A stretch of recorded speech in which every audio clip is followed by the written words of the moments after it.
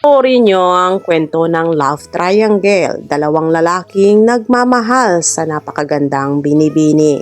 Ngunit sa likod nito ay may sikreto. Tanggap nila na dalawa silang nagmamahal dito, kaya naunawa nila ang bawat isa.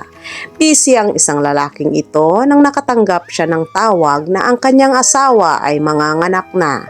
Kaya madali siya na pumunta sa hospital para maabutan niya kung anong nangyayari sa kanyang asawa.